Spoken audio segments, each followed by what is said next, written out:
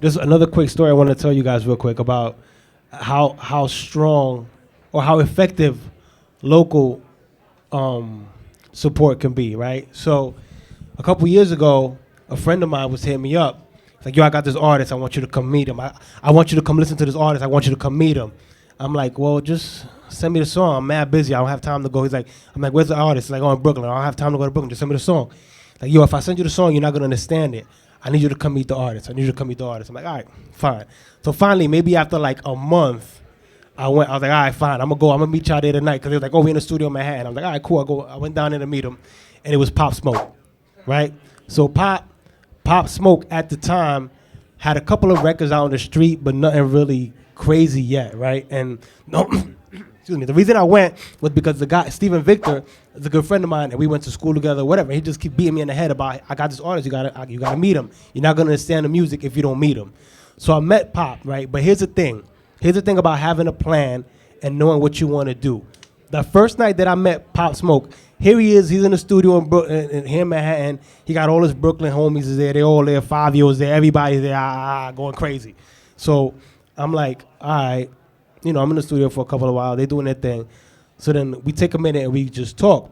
And he's like, yo, man, I just want to let you know my plan. And I was like, mind you, this is Pop Smoke. He's 18, maybe, right?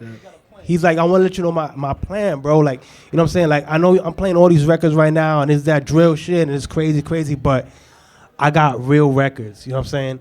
And here's my plan. And this was crazy because we in the stairwell, and he's what he's telling me. He's like, yo, listen.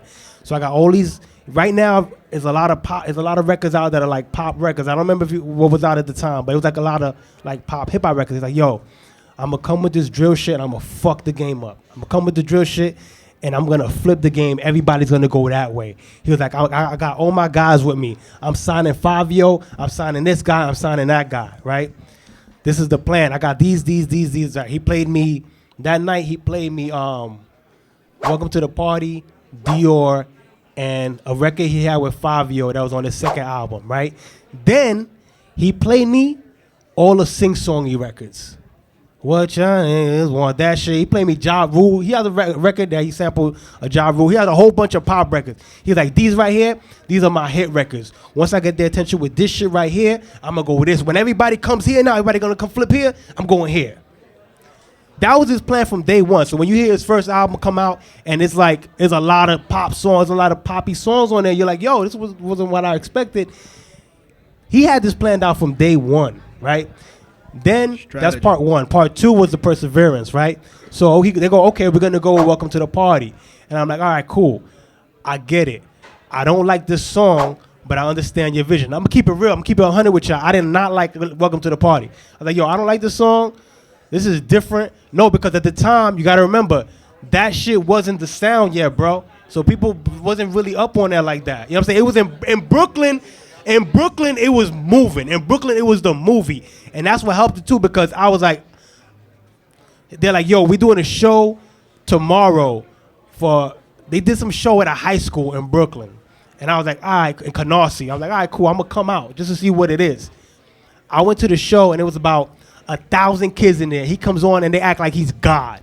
It was like, whoa, crazy. I'm like, I was in there like this. The next day, I went up to Hot 97. I was like, yo, enough. Camilo, Flex, Bobby Trent, listen to me. Listen to me. This kid right here is out of here. Like, I know we don't like this record. This kid's out of here, right? Camilo, he'll tell you if you ask him. Camilo hated that record. Hated it. Only played it because they had video of that party. That party that I went to, they had video. And they played it. They came to the station and played it for everybody individually. Like, yo, look, here's a video. Here's like, this is what it looks like in Brooklyn. Like, this is a real thing. All right, cool. So once you see that, you're like, yo, I can't be the guy that's not playing what's hot in the street. Even though I don't like it, and we don't know it, and the average person don't know it, I can't be that guy, right? So that's the pressure. That's the pressure you guys put on somebody when you already popping in your neighborhood, or you already got a movement, and people see that. The natural instinct is to be down with the movement because they don't want to be the person that's not, right? There you go. So boom. The market spoke. So now the DJs, the way radio works, a record doesn't just go on and get played all the time, right? Sometimes make sure DJs have a little bit of leverage to play some new shit.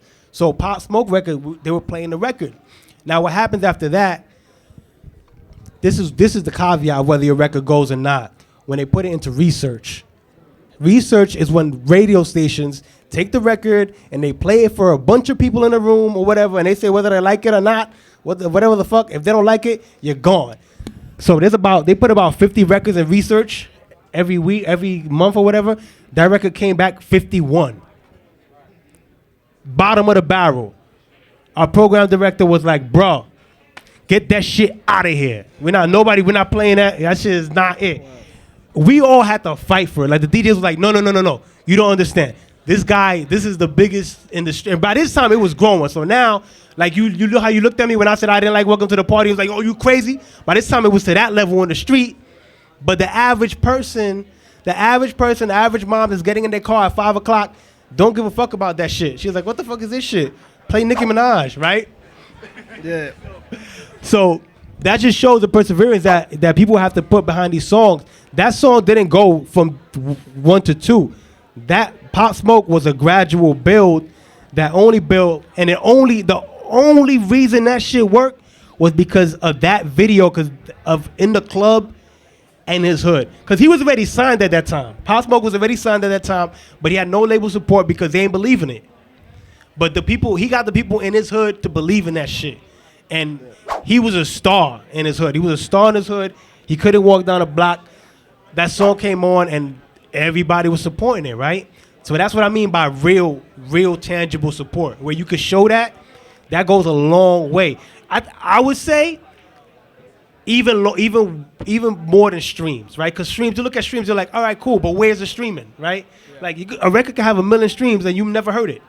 That's right. And you can fake those. But seeing a video of 1,000 kids show up at a high school. Right, but even if you fake streams, like, or even if they're real streams, is it streaming local? Like, is it right here? Is it a thing here? Right? Everybody's always gonna look at especially if you don't have label backing.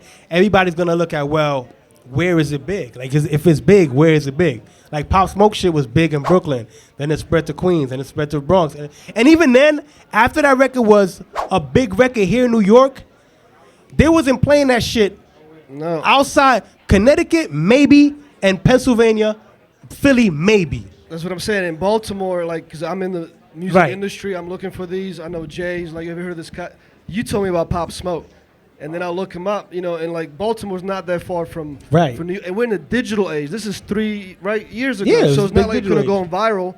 But thank you for like breaking that down, because guys, you're not gonna get these gems nowhere else. This is like literally history, like history when you learn it in college, what you just gave. And I really appreciate that, right? Because there's plenty of people saying, nah, he did this, he knew that, and he got put on and blah. But it was a lot of hard work. Yeah, and he made it undeniable, even though. You guys, DJs, were like, I don't know about this record just yet. He just you're not always gonna. It was local. You're not always gonna hear a record and go, yo, that record's a smash. If anybody tells you, yo, I pick every fucking record that's a smash, they lying. That's not true.